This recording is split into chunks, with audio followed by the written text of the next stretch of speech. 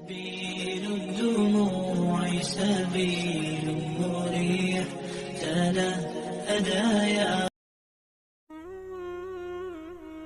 ہر صبر کی ایک کہانی ہے اور ہر دعا کی ایک منزل بھی ہے۔ یہ نہ سوچنا کہ تمہارا یہ صبر بغیر پھل کے ہی رہ جائے گا۔ کبھی یہ گمان نہ کرنا کہ تمہاری دعائیں ضائع ہو جائے گی۔ یاد رکھو، جس رب سے تم نے امید لگا رکھی ہے نا، وہ تو ساتوں آسمانوں اور اس کائنات کا مالک ہے۔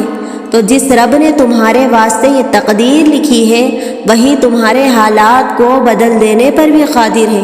بس تم اپنے رب کی رحمت سے نا امید نہ ہونا۔ اور ہمارا اللہ تو وہ ہے جو مشرق والوں کو دیکھتا ہے تو مغرب والوں کو نہیں بھولتا، جو آسمانوں کا نظام چلاتے ہوئے سمندروں کا نظام چلانا نہیں بھولتا، جو رات کے اندھیروں میں سجدہ کرنے والوں کو دیکھتا ہے تو برائی کی محفلوں سے غافل نہیں ہوتا، جو ایسا درگزر کرنے والا ہے کہ 100 سال کے گناہ ایک پل میں معاف کر دیتا ہے، اور پلٹ کر یہ بھی نہیں پوچھتا کہ پلٹ کر تو نہیں کرو گے۔ تو تم اس کے رحم سے مایوس نہ ہو، بس وہ تم سے محبت کرتا ہے۔ تم بس اپنے رب پر یقین رکھو، اور زیادہ سوچنا انسان کو ختم کر دیتا ہے۔ بس دعا کرو اور سب کچھ رب العالمین پر چھوڑ دو۔ جو رب اتنی بڑی کائنات کو رنگوں سے بھر سکتا ہے، تو کیا تم اسے نظر نہیں آتے؟ کیا اسے تمہاری بے بسی نظر نہیں آتی؟ تمہیں کیا ایسا لگتا ہے کہ وہ تمہیں بے یار و مددگار چھوڑ دے گا؟ کیا وہ تمہاری زندگی ایسے ہی بے رنگ رہنے دے گا؟ بس آپ اپنے رب پر مکمل یقین رکھیں، انشاءاللہ وہ تمہاری زندگی بھی تمہارے پسندیدہ رنگوں سے بھر دے گا۔ اور سب کی کہانیاں اللہ کے ہاتھ میں ہیں، پھر پریشانی کیسی؟ وہ جو پرندے کو ہوا میں تنہا تھامتا ہے، وہی آپ کے مستقبل کو بھی تھام لے گا، اس کا ذمہ بھی وہی لے لے گا۔ اور اگر آپ یہ معلوم کرنا چاہتے ہیں کہ آپ اللہ کے نزدیک کس مقام پر ہیں، تو پھر دیکھ لو کہ اللہ نے آپ کو کس کام میں مصروف کیا ہوا ہے، تو بس وہی آپ کا مقام ہے۔ اور جو دروازے زمین والوں کی تدبیروں سے بند ہوتے ہیں، ان سے بڑے دروازے آسمان والے کے فضل سے کھلتے ہیں۔ مکار اپنی چالیں چلتے رہ جاتے ہیں، اور رب کن سے وہ اپنے ہی جال میں الجھ کر رہ جاتے ہیں۔ ذلت دینے والے پلان ہی کرتے ہی رہ جاتے ہیں، اور رب عزتوں سے نواز دیتا ہے۔ ایسا کچھ نہیں جو رب سے پوشیدہ ہو، اور ایسا کچھ نہیں جو اس کے اختیار سے باہر ہو۔ اگر اللہ کہتا ہے کہ مشکل کے ساتھ آسانی ہے تو یقین رکھنا، کیونکہ اس کی کہی ہوئی بات کے ذرے ذرے میں بھی اس کی حکمت چھپی ہوئی ہوتی۔ اللہ جانتا ہے، آپ نہیں جانتے۔ جو رب کنویں سے نکال کر یوسف علیہ السلام کو مصر کے تخت پہ بٹھا سکتا ہے، بھروسہ رکھو وہ رب تمہارے غموں کو بھی خوشیوں میں بدل سکتا ہے۔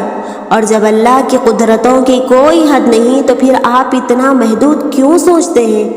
ہر وہ چیز جسے آپ آج دعاؤں میں مانگ رہے ہیں، وہ آپ تک پہنچنے کا راستہ بنائے ہوئے ہیں، اور بس اللہ کے ایک کن کے انتظار میں ہیں۔ جیسے ہی کن فرمایا جائے گا، ویسے ہی آپ کو سب عطا کر دیا جائے گا۔ جیسے اپنی ماضی کی دعاؤں کو آپ جی رہے ہیں، ویسے ہی آج مانگی ہوئی دعاؤں کو آپ کل جئیں گے۔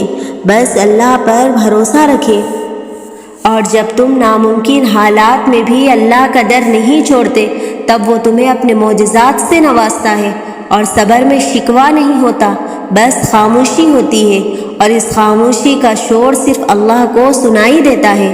اور جب تم صبر کی انتہا پر ہو تو سنو، اس کی مدد پہنچنے والی ہے۔ تمہارے یہ بہائے ہوئے آنسو اس نے قبول کر لیے، تمہارا سجدوں میں اسے پکارنا اسے پسند آ گیا، وہ بس راضی ہو گیا ہے تم سے۔ تمہارا نصیب بہت جلد بدلنے کو ہے، تمہاری زندگی میں اب وہ رنگ بھرنے والا ہے۔ یقین کرو، تم اپنی دعاؤں کی قبولیت بہت جلد دیکھو گے۔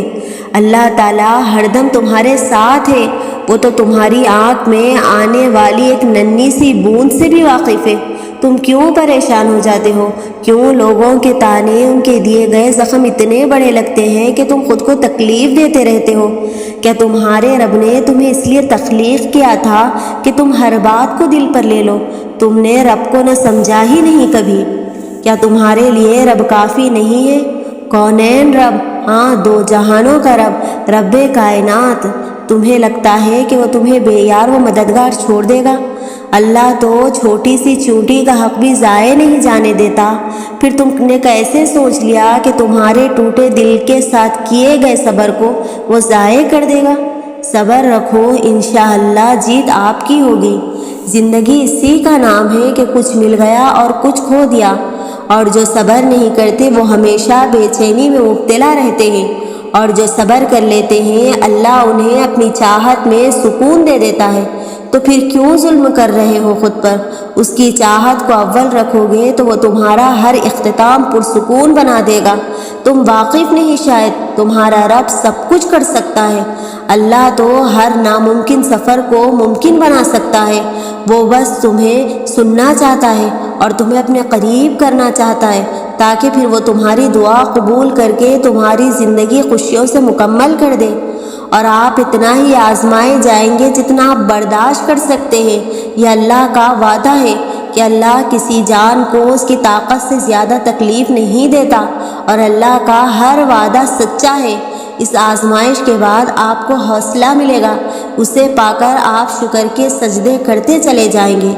और कुछ लोगों को वो मूसा अलैहिस्सलाम की तरह लाडला रखता है, उन्हें तकलीफ़ें देता है, इंतज़ार करवाता है, उनका सब्र देखता है, लेकिन फिर उनके लिए समंदर से रास्ते भी बनाता है, फिरौन से भी बचाता है और पाकीज़ा साथी भी देता है।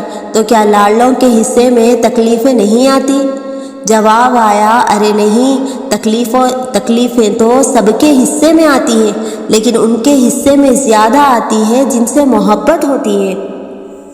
और जब तुम्हारी कहानी ऐसे मोड़ पर खड़ी हो जहाँ तुम बेबस हो जाओ और कोई रास्ता नज़र न आए और सब्र अपनी आखिरी हदों को पहुँच जाए, तो जान लेना कि अल्लाह अनजान रास्तों से तुम्हारे लिए मदद भेजने वाला है।